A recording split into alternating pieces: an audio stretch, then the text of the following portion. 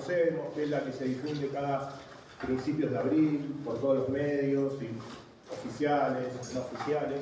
Pero vamos a tener una mirada diferente. Hoy vamos a hablar de Malvinas desde otro lado. ¿De qué lado? Del lado que nos toca a nosotros.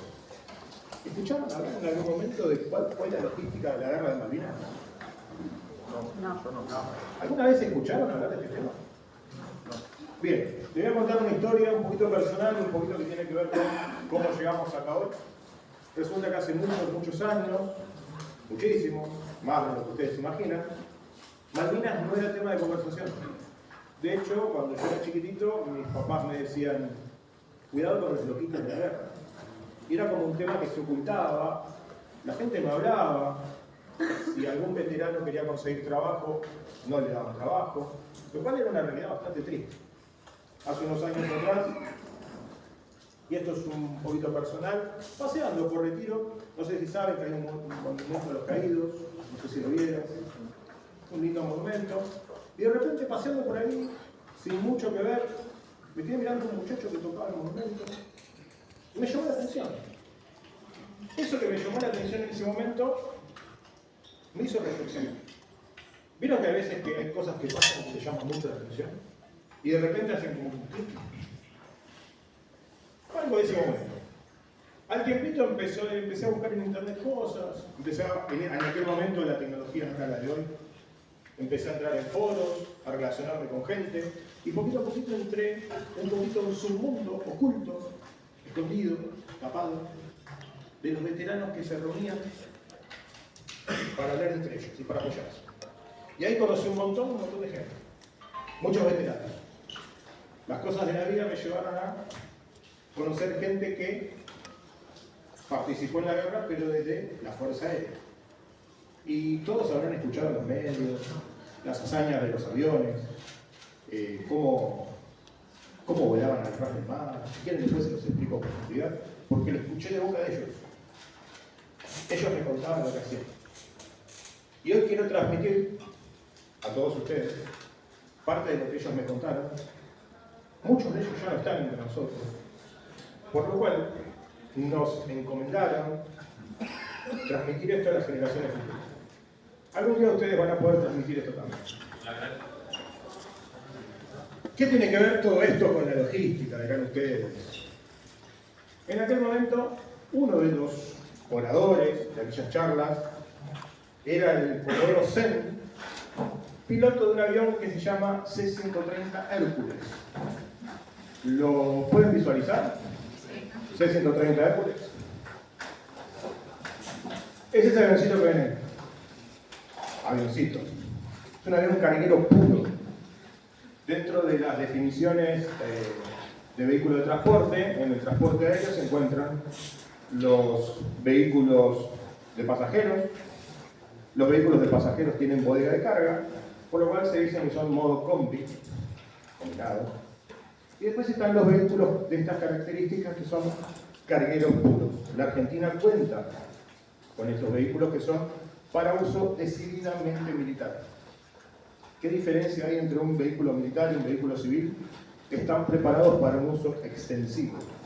Son muy caros de adquirir, de sostener, de mantener, requieren de mucha mano de obra calificada que los tenga en condiciones, por lo cual este tipo de vehículos no es muy abundante. La Argentina cuenta con, y en aquel momento también, contaba con estos vehículos. Esta es una imagen real, no es fake. La mayor parte de las imágenes que van a ver en esta charla son imágenes que he conseguido de colecciones privadas.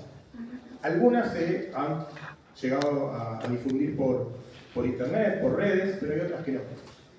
¿Sí? ¿Por qué? Porque pertenecen a colecciones privadas. Estoy absolutamente seguro de que no es una edición, no es un fake. Entonces, vamos a hablar un poquito de cuestiones militares. Ustedes saben que la logística deviene ¿de qué? De la actividad militar. La logística surge en la antigüedad cuando había que abastecer a quiénes, a las tropas. Entonces, como ha sido a lo largo de la historia, los ejércitos se mueven sobre ¿qué? Sobre esos estómagos. Imaginen a esos romanos, a esos soldados romanos, con sus armaduras, espadas y escudos y con hambre. ¿Iban a pelear? ¿Iban a combatir? ¿Iban a tener ganas de conquistar territorios con hambre? Nuestros soldados tampoco. Un ejército moderno se mueve y triunfa gracias a su eficaz sistema de abastecimiento. Y la logística se desarrolla fundamentalmente como una rama militar. Nosotros la adoptamos a partir de la Segunda Guerra Mundial. La historia de la logística habla de un desarrollo civil a partir de la Segunda Guerra Mundial. El transporte existió siempre, pero la logística como actividad empezó a desarrollarse a partir de la Segunda Guerra Mundial. ¿Por qué? Porque los aliados tenían que fabricar sus armas, pertrechos y alimentos en otra parte del mundo. ¿Dónde? En América. Tema para otro día. Y ahora sí, vamos a hacer un poquito de historia. Para quienes son estudiantes míos saben que me gusta la historia. Vamos a hablar un poquito de Malvinas y cómo surge todo esto. Y acá traje un textito, chiquitito, pequeño. Dicen por ahí que las Malvinas fue descubierta por Américo Vespucio, ¿sí? Américo era un navegante, ¿sí? Que profundamente era cosmógrafo y cartógrafo. ¿Qué significaba? Era un estudioso de las estrellas, pero a su vez era quien hacía mapas, ¿sí? Él iba diseñando los mapas de los nuevos territorios. En aquel momento, territorios recién conquistados que eran los territorios americanos. ¿A través de qué? Del rey de Portugal, contrata sus servicios para que el 13 de mayo de 1501 se dirija al sur del Océano Atlántico para descubrir nuevas tierras. El 7 de abril de 1502, solo 10 años después que Colón descubriese, entre comillas, América, don Américo, en derrota hacia el sur, derrota es en ruta hacia el sur, cuenta que navegando hacia el extremo sur del continente divisa unas islas. No supo exactamente cómo y dónde ubicarlas en un mapa y en su vuelta a Portugal queda determinado en una carta que le hace el rey: en medio de la tormenta avistamos el 7 de abril una nueva tierra, de la cual recorrimos cerca de 20 leguas encontrando el puerto dorado. No vimos puerto alguno, ni gente, porque era el frío tan intenso que ninguno de las flotas se podía remediar ni soportarlo. En ese momento describe que había encontrado una nueva tierra. ¿Sí? Esa tierra eran unas islas alejadas del continente, las únicas que hay dando vueltas por ahí. En julio de 1520, 18 años después, a bordo de la nave San Antonio, la expedición de Magallanes, que descubrió el estrecho que comunica los dos océanos, al mando del piloto portugués Álvaro de Mesquita, primo de este señor Magallanes, parte del puerto San Julián. San Julián es una base aérea argentina, aeronaval, del cual partieron la mayor cantidad de misiones de nuestra Fuerza Aérea. Miren cómo la historia nos va tocando de a poquito. Y se dirigió a lo que serían las Islas Malvinas, donde llegó el 28 de julio, conduciendo el cartógrafo sevillano Andrés de San Martín. En ese momento, ubican a las Islas Malvinas. Este es el primer mapa cartográfico, como se puede ver, no es fiel, si lo podemos comparar con el primer actual, de la expedición de Magallanes en 1512. Este mapa que se ve acá es una copia real de un mapa que se encuentra en el Museo Topkapi, perdón, lo tengo que leer, que se encuentra en Estambul y está fechado año 1522. Este mapa, que está en el museo, indica claramente que en la costa sur hay unas islas.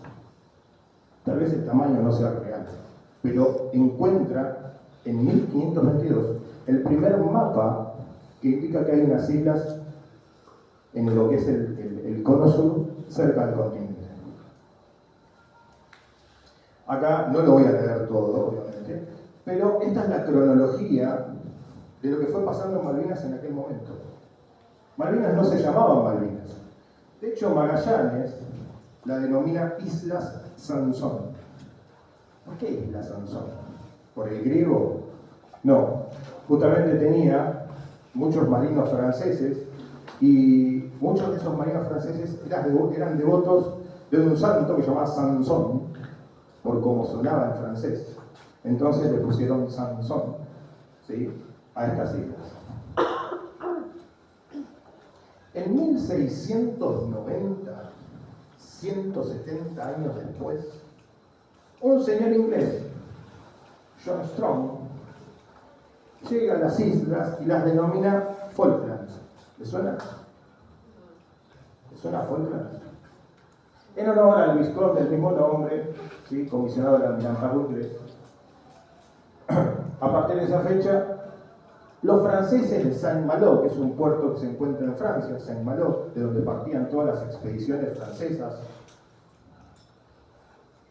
dan a un segundo avistaje a las islas y por primera vez las denominan Islas Malouines. Malouines, y en la traducción queda Malvinas. Ese es el origen del nombre Malvinas, ¿sí?, dado en el año 1698 por una expedición francesa. En aquel momento, todas las tierras al sur del río Colorado, en el hemisferio norte, lo que vendría a ser México, correspondían al Reino de España, y todo lo que estaba al norte correspondía al Reino de Inglaterra. ¿Hasta acá vamos bien?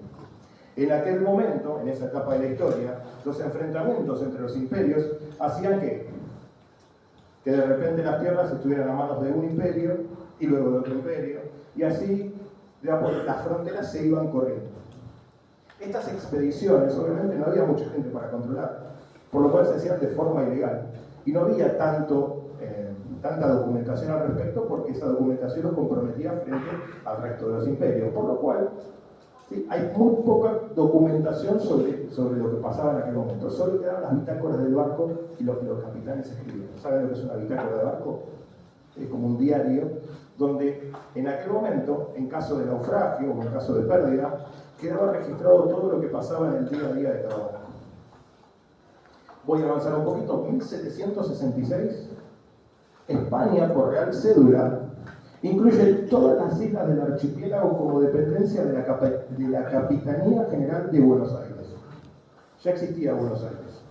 Las Islas Malvinas, por primera vez, no dependían del Reino de España, sino de la Capitanía de Buenos Aires. Eran parte del Virreinato del Río de la Plata, dependiente del Virreinato del Río de la Plata. 1771, unos años después. Luego de la Guerra de los 7 años, entre Inglaterra, Francia y España, con la mediación de Francia, se firma la Declaración de España a cargo del embajador del Reino de Londres. Y a esto es muy importante entenderlo. El acto cometido el 10 de junio en Puerto Egmont era un puerto en el cual los ingleses se habían establecido en forma permanente, aún siendo parte del territorio español. Esas disputas entre los territorios y entre este tipo de cuestiones llevaban a diferencias entre los imperios, lo que podrían llevar a una guerra a gran escala. Para evitar esas guerras a gran escala, se firman estos tratados y el texto dice: el acto cometido el 10 de julio en Puerto Egmont ha sido visto con desagrado por su rey, quien reprueba lo efectuado. Carlos III se avena además a reponer las cosas que en aquel lugar y en el estado en que se hallaban antes de la fecha mencionada. El príncipe declara al mismo tiempo que la promesa, etcétera, etcétera, etcétera, Su Majestad Católica ha de restituir a Su Majestad Británica la posesión del fuerte y puerto llamado Egmont. No perjudica en modo alguno la cuestión del derecho anterior de soberanía de las Islas Malvinas. Este tratado habla de la soberanía de las Islas Malvinas respecto a lo que era justamente la pertenencia del Virreinato del Río de la Plata. ¿Sí? En 1774, los ingleses definitivamente abandonan Puerto Egmont, o Malvinas, y a partir de ahí solo quedan habitantes criollos. ¿Quiénes eran los habitantes criollos? aquellos inmigrantes que venían al Virreinato del Río de la Plata y se instalaban, obviamente tenían tierras de forma gratuita, se instalaban en las Malvinas bajo bandera del Virreinato del Río de la Plata. ¿Qué pasó en 1810? Revolución de Mayo mediante, ¿sí? La Argentina todavía pertenecía al Reino de España, ¿sí? Pero no era gobernada autónomamente, respondíamos al rey de España, hasta 1816. Y eso es lo que viene en la siguiente figura. Esta es una imagen de Iles Malouins, ¿sí? Una imagen de aquella época que retrata cómo se vivía en ese lugar. Esta es la línea de tiempo. 1810, 1816, 1833. Y ahora llegamos al punto que nos interesa a nosotros. ¿Qué pasó un 2 de enero de 1833? Un 2 de enero de 1833, los ingleses, a bordo de una flota pequeña, cuyo navío principal era el HMS Clio, llega a las Islas Malvinas, y las islas eran un fuerte con muy pocos militares, un barco de guerra muy pequeño. Recuerden, en 1833 todavía no se había firmado la Constitución, esto no era la Argentina, eran las Provincias Unidas del Río de la Plata. ¿Sí? Estábamos en guerra interna todavía. Aprovechando esta debilidad que tenía la Argentina, los ingleses, apoyados por un Estados Unidos que tenía una flota que depredaba los recursos naturales, recuerdan, caza de ballenas, caza de focas, para utilizar su grasa como elemento de iluminación. Ante una actitud del gobernador de Malvinas, que se llamaba Bernet, ese señor, al detectar que había una flota pesquera pescando ilegalmente, retiene los barcos, la queja de Estados Unidos hacia la Argentina nos hace esperar, y junto con sus aliados históricos, por eso les digo, habla mucho esto de la actualidad, junto con sus aliados históricos, Inglaterra, con una flota enorme, a través del mando de John Woodward, creo que era, terminan expulsando a los ciudadanos de esa Argentina que nacía, que tenía ya un par de generaciones viviendo en el lugar, a los que se resistían. Obviamente no había muchos derechos en aquel momento, por lo cual no la pasaba muy bien. Y queda como anécdota la resistencia de un grupo de gauchos. No sé si alguna vez escucharon hablar de la historia de Gaucho Rivero. El Gaucho Rivero era un gaucho que habían llevado para trabajar en las islas, y cuando vienen los ingleses no les gustó cómo lo trataban, por lo cual armó un motín, y cuando se descuidaron los ingleses le robaron las armas y se amotinó y casi que los echa, un solo gaucho, con un grupo de amigos, bastante bravo. Obviamente los militares ingleses hicieron su trabajo, lo llevaron a Inglaterra, y en vez de ejecutarlo en Inglaterra, lo liberan y lo devuelven a Londres. Dicen por ahí que terminó muriendo en la guerra contra Paraguay. Dicen por ahí. En definitiva, con una flota poderosísima de mar, los ingleses, por la fuerza, ocupan un territorio que no le corresponde, que hasta el día de hoy está en disputa. ¿Se entiende? ¿Vamos bien hasta acá? ¿Sí? ¿Estoy yendo lento? ¿Voy un poquito más rápido? Vamos más rápido. Y vamos a hablar ahora sí qué pasó en 1982. Según disposiciones de lo que es el derecho internacional, después de 150 años de ocupación de un territorio, ese territorio pasa a ser efectivamente de la potencia que lo está ocupando, por lo cual en 1982, 1933, 149 años de ocupación sostenida de Inglaterra sobre las Islas Malvinas. Había que hacer algo. Evidentemente había que apurar, con esto no justifico nada, había que apurar algo. Entonces, ¿qué pasó? El gobierno militar de ese momento, desde el año 1976, venía planificando esta operación que después se denominó Operación Rosario, que era una operación de ocupación sin bajas enemigas para forzar la negociación y con esto cortar los 149 años de ocupación. A cargo del almirante Anaya, ¿sí? Quien estaba a cargo de de la Marina en aquel momento, se ejecuta este plan que estaba pensado, lo habrán escuchado por ahí, estaba pensado para ejecutarse en septiembre de 1982. ¿Qué tiene que ver abril? Dirán ustedes. Bien. Había un gran descontento social. Aprovechando ese descontento social, hay algunas teorías que hablan también, el descontento social económico no existía solamente en Argentina. En Inglaterra también había un descontento social muy fuerte. Y algunas teorías, no muy lejanas a la realidad, hablan de que en aquel momento había grandes recortes en los presupuestos del Estado inglés. ¿Les suena a Margaret Thatcher? La queremos, ¿no? Ya. La señora Thatcher estaba gobernando con mano dura, no sé si le suena, estaba gobernando con mano dura, haciendo recortes, estaba pasando el cuchillo a la señora Thatcher por todos los ministerios, y le tocó el Ministerio de Defensa británico. No solo el Ministerio de Defensa británico, sino que a la Real Marina Británica. ¿Saben lo que significa para en inglés la Real Marina Británica? Todo y un poco más. De hecho, son un país insular, no están pegados al continente. Todo lo que ellos son marina. Y segundo, recuerden que estábamos en la Guerra Fría, y en la Guerra Fría Estados Unidos estaba enfrentando a la otra potencia, que era Rusia. Formaron la OTAN, no sé si les suena, y la OTAN era un acuerdo entre países para frenar el avance soviético sobre Occidente. ¿Saben quién era la primera línea de defensa de los Estados Unidos contra los muchachos rusos? Gran Bretaña y su marina. Ante esta situación, el 30 de mayo de 1982 ocurre justamente un hecho que marca el inicio de esta guerra. Un comerciante argentino llamado Davidov va a desarmar, lo contrata el gobierno inglés para desarmar una estructura ballenera en desuso que se encontraba en las Islas Grytken.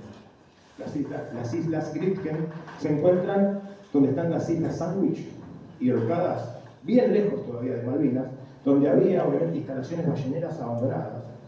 Y el gobierno inglés, a través del almirantazgo, los almirantazgos son los oficiales de marina, muy tradicionales, contratan a un argentino para que vaya a desarmar ese complejo ballenero. Como está cerca de la Antártida, ¿qué vehículo necesitas para llegar a la Antártida? Un rompehielos, perfecto. ¿Hay rompehielos privados? Los rompehielos son vehículos militares. Contrata a este señor Davidov los servicios de la Marina Argentina y sus rompehielos. En realidad era un buque polar, no era un rompehielos. Y con ese buque polar van hacia las islas. Y como había militares que operaban el buque, porque era un buque militar, ¿qué hicieron los militares argentinos cuando llegan a las islas? ¿Qué hicieron? A ver, ¿qué se les ocurre que pueden hacer? Izaron una bandera y cantaron el himno. Y casualmente, muy casualmente, había unos soldados británicos y tomaron una foto. Esa foto se difundió inmediatamente, 30 de mayo de 1982, 2 días antes. Se difunde rápidamente, 18 de mayo, se difunde de marzo, se difunde rápidamente. Esa difusión rápida, en los medios británicos están los recortes, es una charla para otro día, hablan de la invasión de los Argis, como nos llaman a nosotros. Eso apuró todo. Eso, sumado al descontento social, hizo que el gobierno, de aquel momento de facto, decidiera adelantar improvisadamente una operación militar a gran escala. ¿Recuerdan la definición de logística? Incluye una palabra fundamental, planificación. Vas a realizar una operación militar a gran escala sin planificar. Agarraron un plan viejo que tenían por ahí pensado para septiembre, octubre, pensado para el verano, cuando hace calor. Dijeron, bueno, no sé, que los soldados se mueran de frío, dijeron. Y la lanzamos en abril, antes que empiece a nevar. Y así el 2 de abril de 1982, en un acto secreto militar, pero los ingleses ya sabían y los americanos también, la Argentina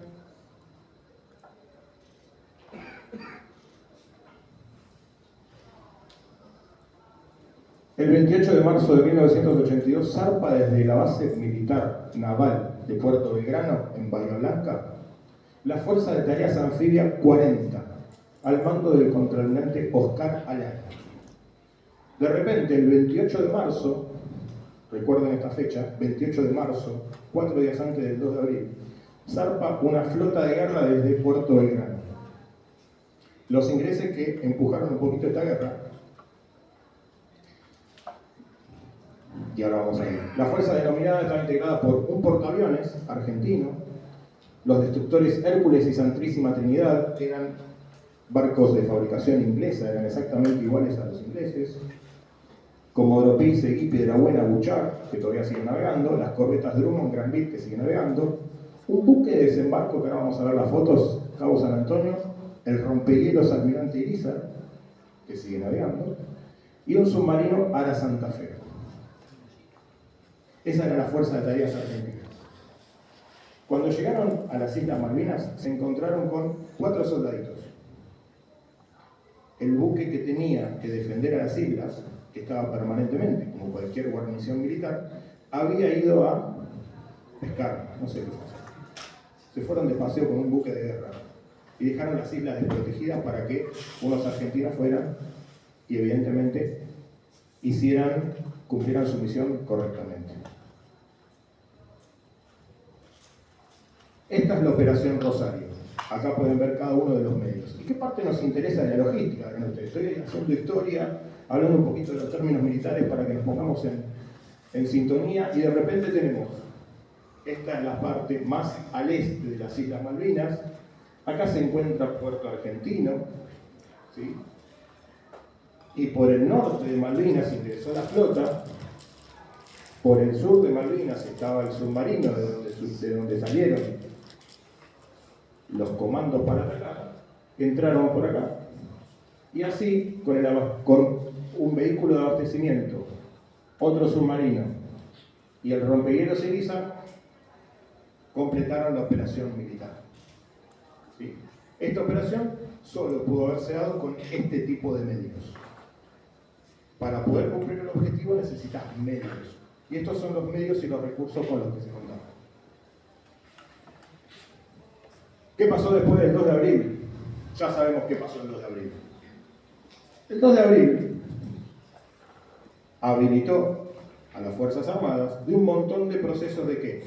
De abastecimiento, porque para ir a una guerra necesitas contar con ¿qué?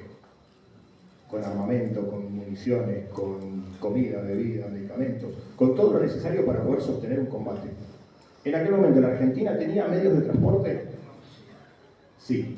Teníamos una línea marítima estatal que se llamaba ELMA.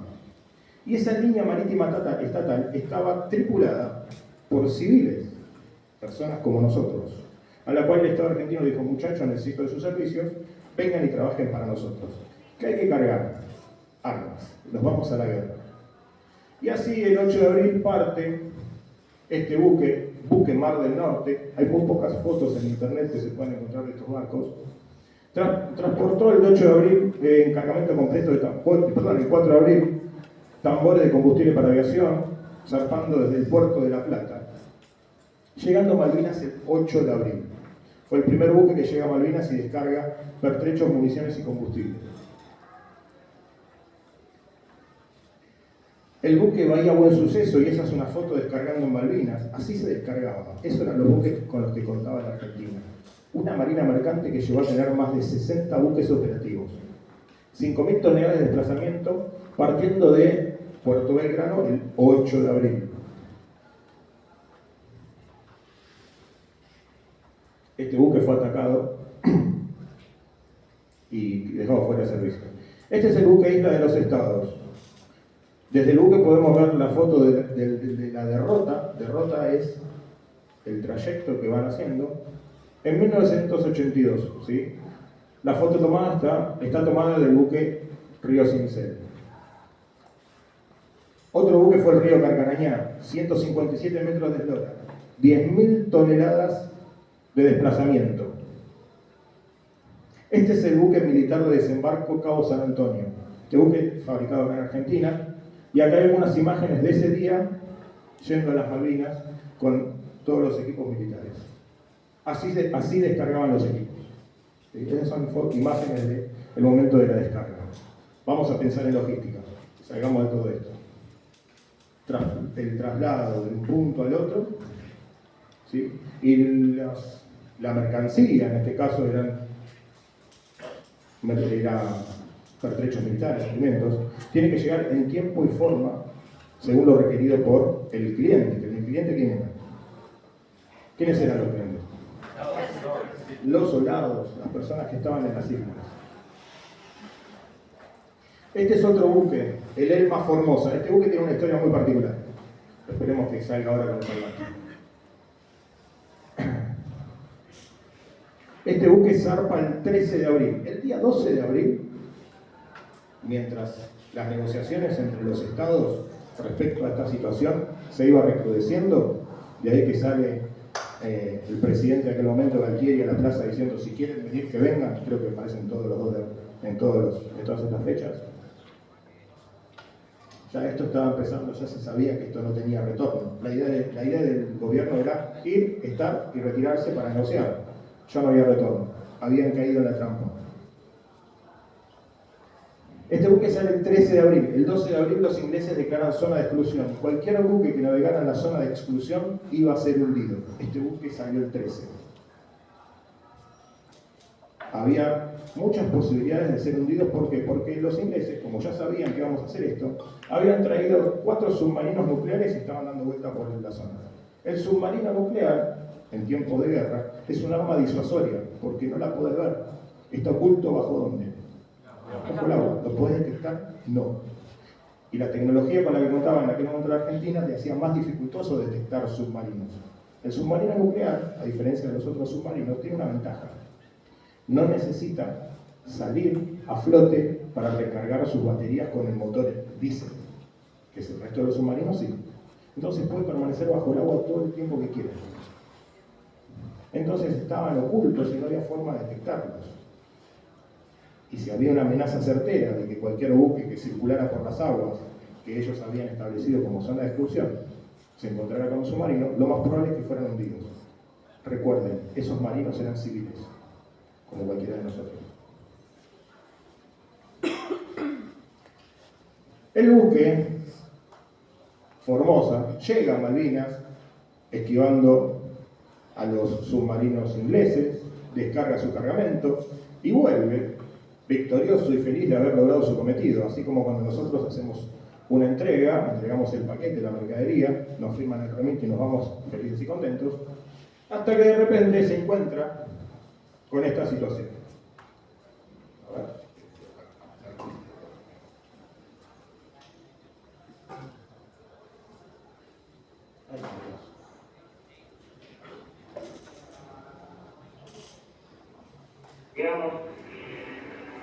Llegamos al punto de reabastecimiento, de ahí seguimos para las islas. A todo esto, yo soy de Bariloche, y en Bariloche, como bien saben, allá el único buque que había en ese tiempo era la Modesta Victoria, que era un buque de turismo y no había más nada. Así que yo de barco no sabía nada, y todas las fotos que nos dieron para que viéramos los buques eran en blanco y negro. Conclusión, yo que era medio bestia, yo creía que los buques eran blancos, buques de guerra blancos. Así que yo iba volando por las islas, mirando las bahías, esperando de pronto ver un buque blanco con cañones que me empezara a tirar. Y de pronto pasaba por lugares donde llovía mucho, había llovina espesa, y de pronto salgo de uno de esos lugares y veo un armatoste grandote. Si hay alguien que sepa algo de esto, por favor que sepa algo de él. Hay un tal de Lelicina acá presente. Él es uno de los hombres, ese señor de azul que está parado ahí. Es uno de los hombres que con barcos civiles estuvo sirviendo a la patria en combate, ¿no es cierto? Entonces, y él me ha contado desde el punto de vista del buque también lo que se vivía. La cosa es que veo ese armatoste y digo, ¿esto qué es? Y cuando veo lo que dije, es un petrolero, porque tenía un armazón de hierro como un arco de fútbol. Entonces, esto es un petrolero. Así que empecé el ataque, tiramos la bomba, y yo dije, voy a seguir por el norte de las islas y me vuelvo por el norte. Cuando llegué al puerto argentino había uno por todos lados, y digo, ¿qué hago acá sin bomba? me volví. Cuando me vuelvo, en medio de la llovizna que veo, el buque. Y dije, no cumplimos la misión. Conecté cañones y entré con cañones.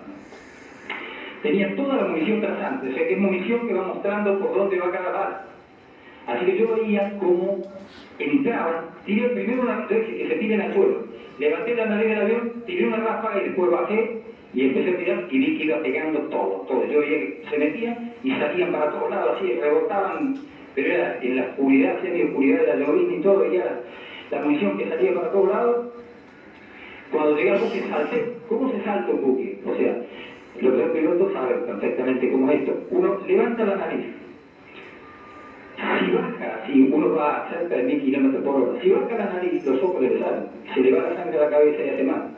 Lo que hay que hacer es invertir el avión, bajar la nariz con G positiva, invierte y sigue. O sea, levanto, giro, bajo y sigo.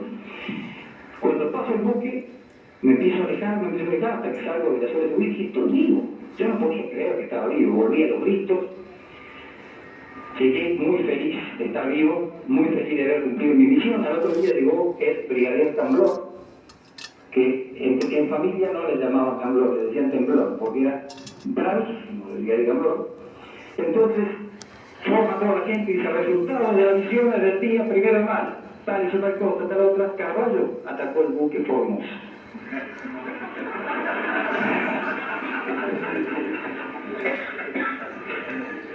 Yo les aseguro que fue, pero como si hubieran pegado un martillazo en la cabeza. Bien. Justamente el piloto argentino a bordo de su nave A4 les tradujo rápido. En el medio de la neblina había un barco, nunca había visto un barco de guerra. Así fuimos una guerra. Cuando los pilotos no sabían cómo era un barco de guerra. ¿Se cuenta después lo que era?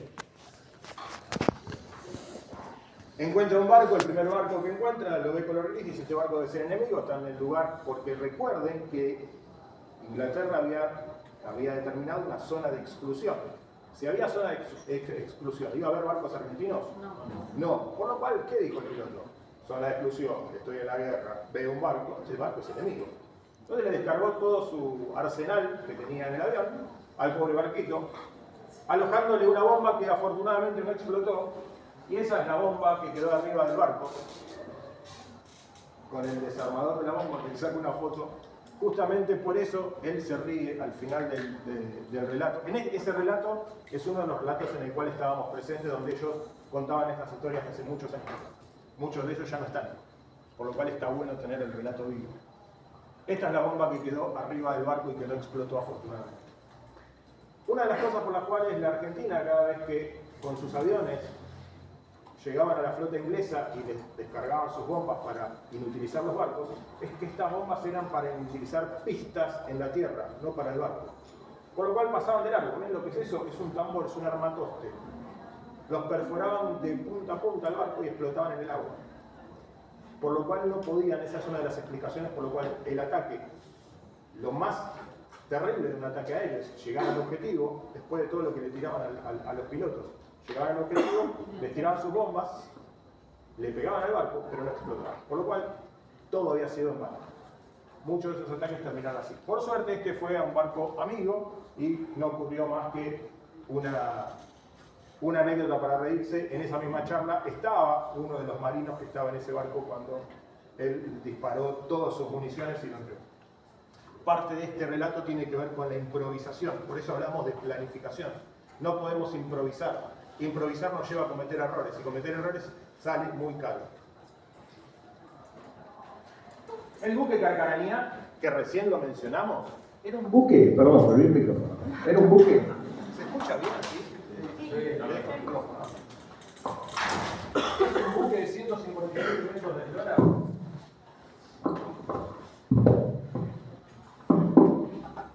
157 metros de eslora, de largo, que estaba fuera de servicio. Estaba para ser desguazado, para ir a la chatarra. Así como estaban los técnicos argentinos, por eso siempre digo que somos los mejores del mundo, lo pusieron activo y el 22 de la dársena B de Buenos Aires, rumbo a Malvinas. El 22, justo cuando estaba en la zona de exclusión. Toda esta gente, obviamente, trabajó por encima de lo que tenía que hacer, arriesgando su propia vida. Otros buques que participaron del conflicto son los buques de abastecimiento de petróleo. Porque había una flota de mar, barcos de guerra que estaban circundando las islas, esperando enfrentarse a los británicos previo al 2 de mayo, cuando hunden al general Belgrano. Y este barco, el Rosales, que se encuentra acá, es el que horas antes de ser hundido el general Belgrano lo estuvo reabasteciendo de combustible. Esperaron a que estuviera bien llenito de combustible para que si explotara algo hiciera más daño, y a partir de ahí hundieron, porque el submarino inglés lo venía siguiendo hacía varios días. Esperaron a que se reabasteciera a partir de ese barquito y después lo inutilizaron. ¿Se entiende cómo la logística tiene que ver en todo?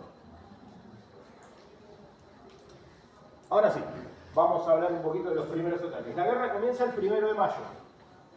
El 1 de mayo, ¿cómo comienza? A las 4 de la mañana, el primer ataque británico. ¿Saben cuál fue el primer objetivo de guerra de los británicos? ¿Fueron las tropas? No. ¿La qué?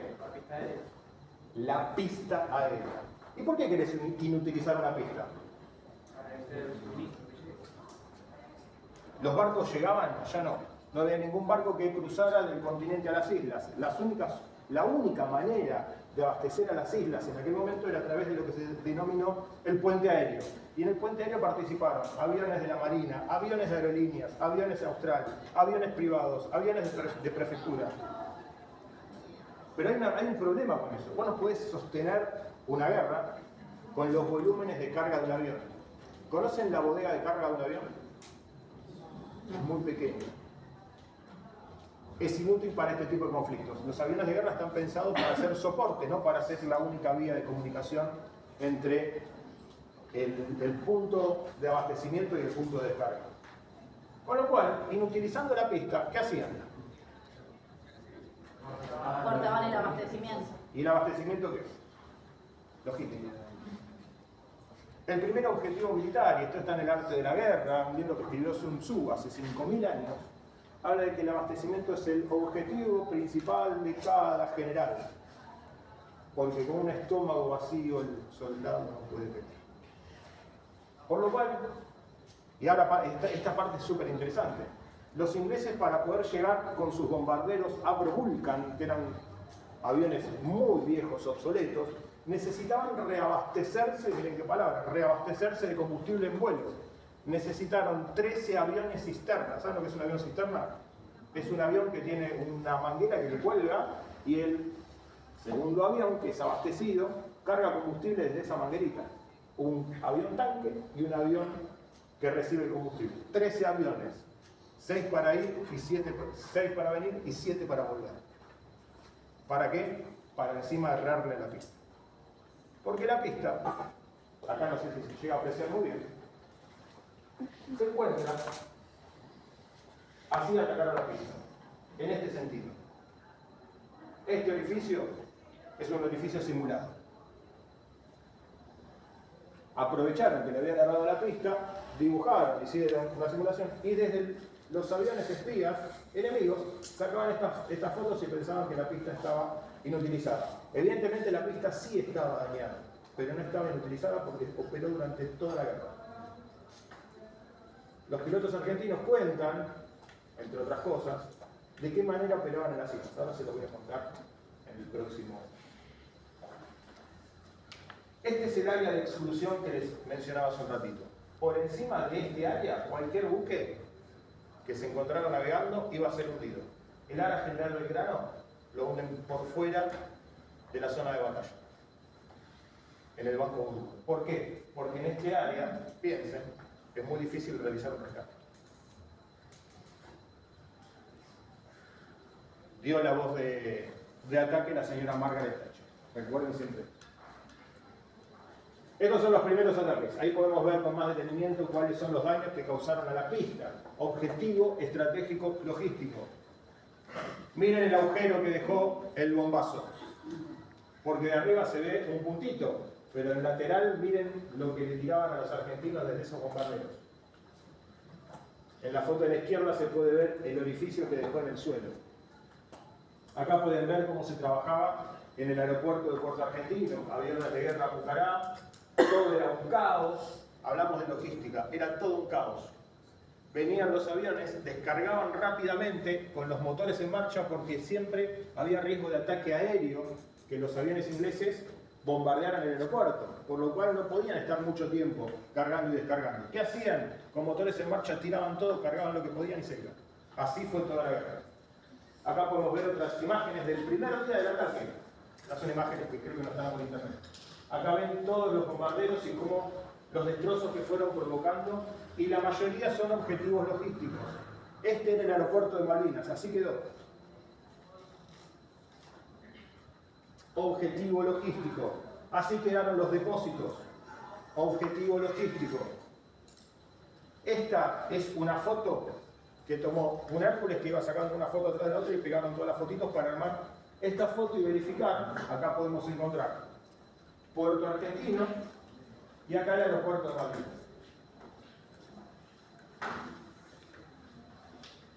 Vamos a hablar de los tipos de abastecimiento aéreo. El abastecimiento aéreo se realizaba de una manera muy particular, se hacía de noche. ¿Por qué? Sí, ¿por qué se hacía de noche? Porque este es un aparato lento, grande, vistoso. Si quieren hacer tiro al blanco, ¿con qué van a hacer tiro al blanco? Con algo lento, grande, vistoso. Por lo cual estos pilotos tenían que ir esquivando los radares enemigos, las defensas antiaéreas que estaban en tierra y los aviones enemigos que los iban a atacar. ¿Cómo podían lograr hacer eso? A ver. Al ras del agua. Al ras del mar, evitando los radares enemigos. Pero a su vez tenían otro problema. Como este avión es fácil de detectar, había gente de inteligencia de los otros muchachos que estaban sentados en una reposera en el aeropuerto y veían cuando despegaba un avión de estos. Por lo cual, si sos un poco picarón, calculás el tiempo que tarda el avión en llegar y lo estás esperando con todas tus armas dispuesto a derribarlo. ¿Qué hacían estos muchachos? Se la pasaban horas dando vueltas por ahí, vuelos locos se llamaban. Y aparecían por cualquier lugar. De hecho, a veces aparecían del lado de la flota, del lado del este, del lado de África. Hacían vuelo nocturno. En aquel momento me contaba el Comodoro Zen, que ellos habían adquirido, había un embargo de armas sobre Argentina, no podía comprar armas, pero lograron adquirir armamento de origen soviético, armamento para tener gafas de visión nocturna. De esa manera, con todo el avión apagado, cuando iban a tener la luz prendida, todo el avión apagado, todas sus luces apagadas, los pilotos volaban con las gafas de visión nocturna y de esa manera podían volar de noche esquivando todos los obstáculos. La pista ya estaba en mal estado, había un peligro inminente de un ataque enemigo y la carga y descarga se hacía con motores encendidos. Esa es una imagen real de una carga y descarga en aquel momento en Malvinas. Así descargaban los pertrechos y así cargaban. Otro tipo de abastecimiento aéreo tiene que ver con el abastecimiento, tiene un nombre ahora no me acuerdo, tiene que ver con la descarga en movimiento. El avión va pasando a una baja altura, muy lentamente, casi al límite de entrada en pérdida. ¿Sabe lo que se denomina entrada en pérdida del transporte, el transporte aéreo? El avión se sustenta a mucha velocidad. A baja velocidad, el avión pierde sustentación y se cae. Entonces, al límite de la pérdida, a muy baja velocidad, abren los portones traseros y descargan su carga en paracaídas. Esa descarga es una foto real tomada en medio de un combate. Mientras estaban combatiendo, los aviones argentinos penetraron en medio del combate y descargaron los pertrechos que necesitaban los soldados porque estaban en combate y no había manera de hacerles llegar lo que necesitaban. Eso creo que fue el 19 de mayo, si mal no recuerdo, al norte de Malvinas. El riesgo de esto es que este puntito que ven acá viaja de día a la vista de todos y es un blanco muy fácil porque va a muy baja velocidad, con una chancleta lo derriba.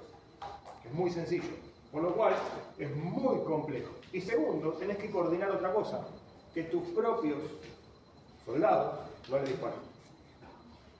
De hecho, hay bajas en ambas fuerzas, ¿sí? En todas las guerras, pero en ambas fuerzas, hubo bajas de aviones caídos derribados por fuego amigo se le llama, por fuego propio. El 1 de mayo Argentina perdió un avión de combate en manos de hecho, uno de los veteranos que vino el año pasado estaba en ese momento cuando derribaron al avión argentino. Y acá está el abastecimiento aéreo. Lo que les contaba hace un momento que hicieron los ingleses con 13 aviones que eran más grandes que el Hércules, específicamente son tanqueros, tanker se le llaman, y lo que hacen es trasvasar combustible del avión cisterna al avión de combate.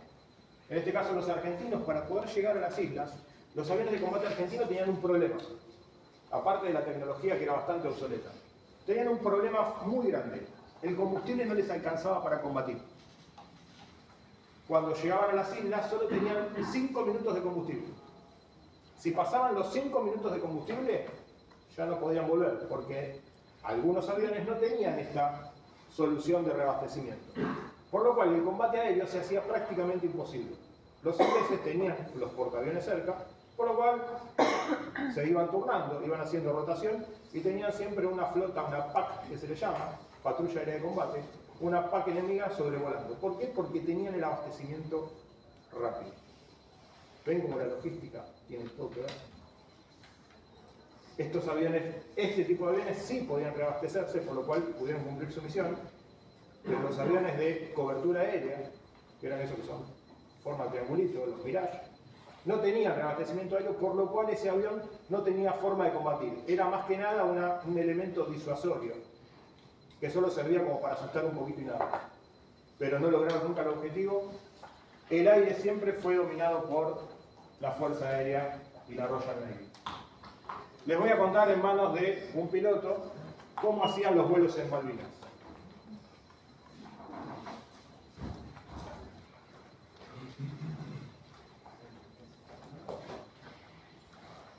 Realmente había 3 tipos de vuelos de las Islas Malvinas, 3 tipos de operaciones, bastante diferentes en su, digamos, en su objetivo. La primera operación que se realizaba era con los aviones reabastecedores para poder llevarle combustible en vuelo a la división de ataque, especialmente el sistema de armas Skyhawk, A4B y A4C, que tenía un dispositivo que les permitía reabastecer el vuelo y poder así llegar hasta la isla, que de otra forma no hubiera sido posible que esos aviones operasen en el teatro de operaciones de las islas. Igualmente, entonces, la otra misión era de transportar elementos, que hasta el 1 de mayo el transporte era era un vuelo prácticamente normal, porque las islas estaban en poder nuestro y no había enemigo a la vista. Pero a partir del 1 de mayo teníamos que seguir realizando los vuelos y ellos en condiciones cada vez más dramáticas, más difíciles, porque la proximidad de la flota británica, los bombardeos al aeropuerto y también los aviones Harrier que sobrevolan permanentemente la zona, nos obligaron a realizar los vuelos finalmente solo de forma nocturna, porque de noche los aviones de ataque británicos, los Harrier y Sea Harrier, tampoco volaban. Entonces esas operaciones se caracterizaban por la baja altura que teníamos que volar sobre el mar, en condiciones, digamos, de visibilidad casi nula, porque era vuelo nocturno no a baja altura, era extremadamente baja altura, para evitar que fuéramos detectados por los radares británicos. Lo interesante es que volábamos a 50 pies del agua, 12 metros, 40 pies a veces cuando poníamos el radio de altímetro un poquito más bajo, entre 10 y 12 metros, para evitar ser detectado por el lóbulo del radar enemigo. De esa forma entonces se realizaba el abastecimiento de las islas. Cuando empezaron las operaciones llevábamos pertrechos, alimentos, etc. y retirábamos los heridos que eran llevados al continente. Hay un detalle, que aquel que diga que no tuvo miedo durante el conflicto, miente. Nosotros sentíamos miedo. Interesante. Interesante. Podemos ver acá una de las tareas de abastecimiento, esta vez por la aviación civil, Aerolíneas Argentinas. Aerolíneas Argentinas puso a disposición toda su flota. De hecho, parte de los aviones servían para trasladar tropas. Y otra tanda de aviones, ¿saben para qué lo utilizaban los argentinos? Para hacer espionaje. Entonces, en los vuelos regulares, en vez de iban 2 aviones, uno abajo del otro, en África un avión pegaba la vuelta y otro de los aviones se dedicaba a espiar a los ingleses en la isla Ascensión. Por acá le voy a hablar un poquito de Inglaterra. Inglaterra, para poder lograr trasladar todo un ejército completo de más de 10.000 hombres, con todo su, imaginen, 10.000 hombres, más de 10.000, con todo lo que eso conlleva, con todo el abastecimiento necesario para sostener un combate a gran escala en un teatro de operaciones a 13.000 kilómetros de distancia, necesitaban reabastecerse en algún punto intermedio. Y los ingleses, como esto saben mucho, tienen una isla que comparten con Estados Unidos que se llama Isla Ascensión, Ascension Island. Se encuentra en el medio del Océano Atlántico, a la altura de Brasil, y desde ahí partían buques y aviones y aeronaves que abastecían al ejército inglés. Una cuestión que tienen que tener en cuenta. La flota inglesa marítima operó con más de 120 barcos, entre barcos de guerra y barcos de abastecimiento. Y esto para que saquen sus propias conclusiones. Alistaron, abastecieron y prepararon para un combate a gran escala 120 barcos en 4 días. Los ingleses los estaban esperando. En 4 días prepararon 120 barcos y lo lanzaron al mar. No hay fuerza naval alguna en la historia que en 4 días pueda prepararse para un combate si no lo espera. No existe en la historia de la humanidad una organización logística tan eficiente que en 4 días pueda preparar 120 barcos de guerra y 10.000 hombres. Estaban preparados para esto. Y sabían qué era lo que tenían que hacer. Volvemos. La Argentina contó en su totalidad con casi 50 barcos. Acá hay otro testimonio para que lo vean. Fundamentalmente había 3 tipos de vuelos de así. Perdón, fui para atrás. ¿Qué es la logística entonces, chicos y chicas? Es el proceso de planificación, operación y control del movimiento, almacenaje de mercaderías, servicios e información relacionadas que se realiza con el propósito de satisfacer el requerimiento del cliente. Esta es nuestra definición de logística actual, la definición de Arroyo. Este enfoque está proyectado como funciones básicas como gestión de aprovisionamiento, gestión de producción y gestión de distribución. En un combate tenés que tener todo esto bien alineado. Estas son imágenes de Puerto Argentino. Este es un helicóptero Chinook americano, que es un helicóptero de carga puro, helicóptero de carga pesado, que sirvió como abastecedor en el frente de combate y también para retirar heridos mientras combatían. Este era otro blanco fácil porque es un helicóptero lento, es un helicóptero de carga.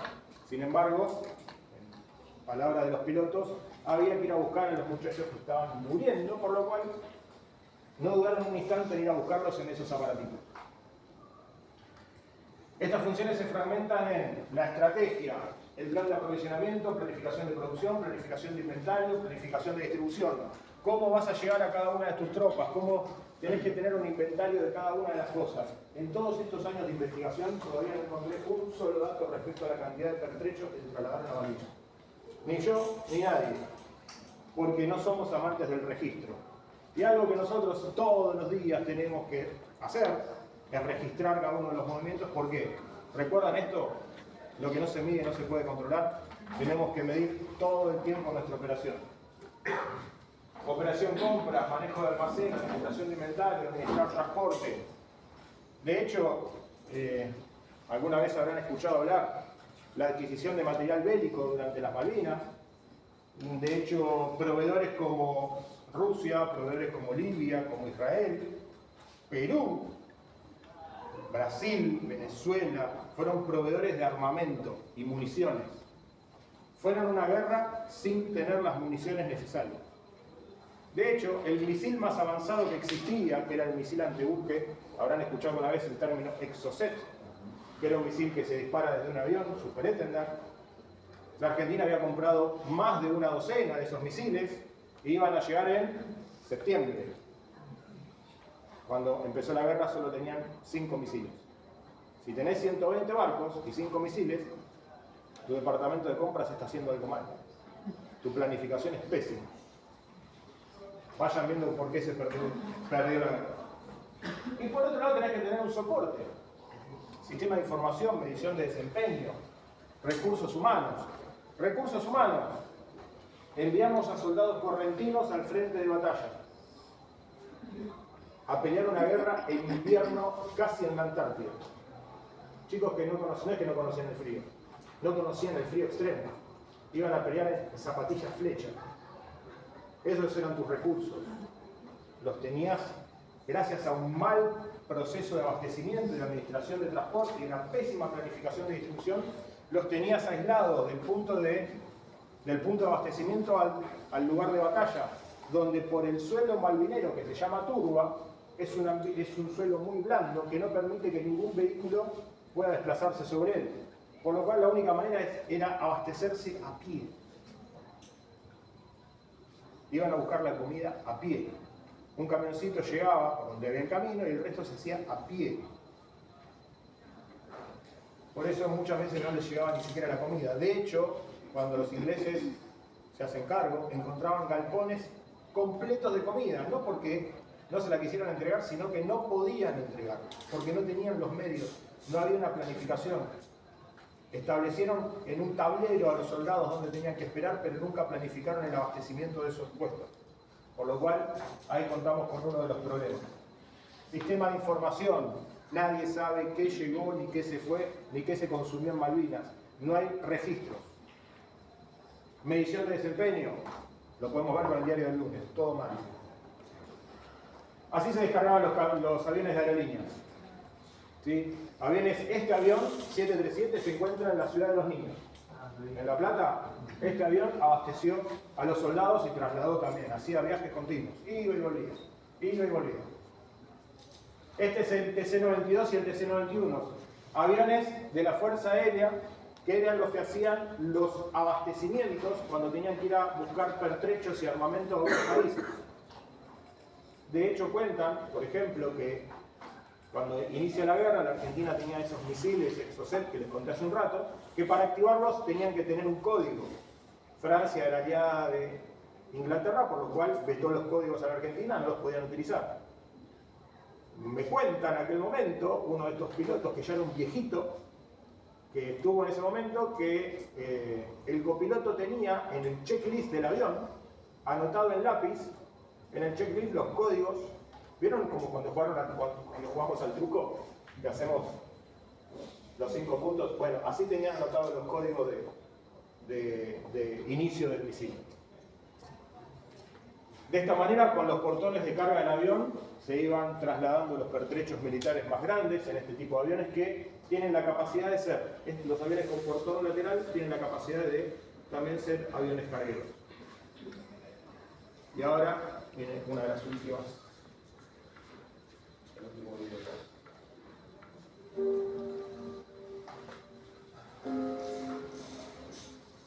También me tocó hacer algunos vuelos de reabastecimiento en vuelo, como yo había tenido la suerte de ir a buscar uno de los aviones reabastecedores, conocía perfectamente cómo era el sistema y bueno, hicimos algunos vuelos porque había que adiestrar entre tripulaciones para que hicieran vuelos de reconocimiento a Malvinas y demás.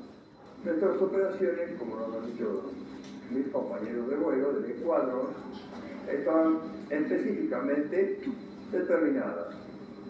En los aviones KC-130, reabastecimiento a nuestros aviones de combate, los A4, B y C, y también el reabastecimiento de víveres, municiones y todo lo que sea de un avión de transporte, específicamente transporte de guerra como son nuestros C-130. Como operador de carga estuve operando en Malvinas. Recuerdo que sí, que llevamos heridos, que era una situación lamentable porque se imaginan que no alcanzamos a armar las literas, ¿no?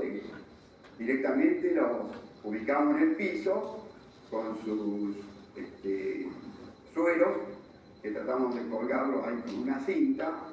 Y bueno, cumplimos la misión de paracontrol, de paramédico, ¿no? Yo tenía aquí en la rampa 4 soldados que me parecía que no estaban en condiciones, se lo veía muy débil.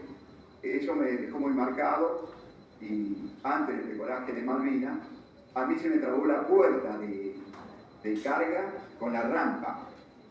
¿Por qué motivo se me trabó? Porque las literas sobresalían de la rampa y cuando bajaba la puerta se trababa. En ese momento el comandante me exigía, tenemos que salir bajo el cierre, que tengo la luz de puerta abierta de la rampa. Entonces yo me di cuenta, digo, deme 30 segundos más que voy a solucionar este problema. Corrí de acá hasta, estaban los heridos, todo, y corrí hasta la punta, la parte terminal de la rampa, y ahí pude correr una escalera que sobresalía, ¿no? Primer intento no podía hacerlo, pero después, no sé dónde saqué fuerza, y de esa manera pude operar la puerta y la rampa y cerrar todo normal, ¿no? En esta puerta, mirando hacia la trompa del avión, la derecha, estaba mi compañero de tarea, que era el cabo principal, Horacio González. Por allí él controlaba el abastecimiento del averiado avión del teniente Martínez. Y por la puerta izquierda operaba yo, en ese visor, al primer teniente Vázquez. Mucho más averiado su avión, tal es así que producía un spray muy grande del combustible que recibía, por el que posiblemente llegó al continente, encendido fuego por la alta temperatura de la tobera. Es rescatable de todo esto la pericia que demostraron los cazadores, las aproximaciones, las exactitudes con que lo hacían, tanto de ida al combate como de regreso, teniendo en cuenta que al regreso, en uno de los vuelos, el comandante de nuestro transporte le pregunta ¿dónde están sus compañeros? Y al decirle al teniente Isaac, no van a regresar, señor, se quedaron en Malvinas.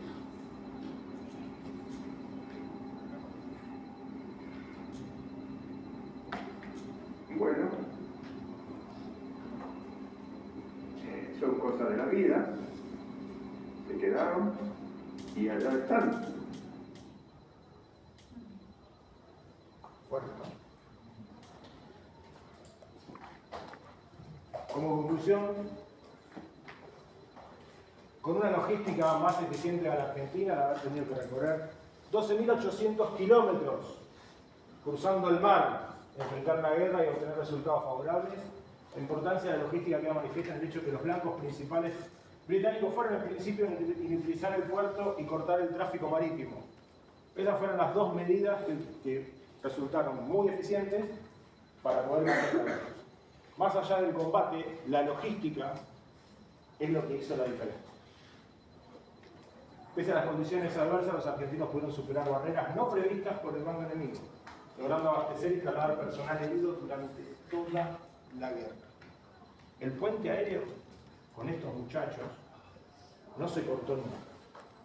De hecho, hasta el 14 de junio, que es el día que terminó la guerra, hubo traslado de heridos. Muchos de esos heridos viven hoy gracias a que pudieron sostener este puente aéreo. Muchas gracias.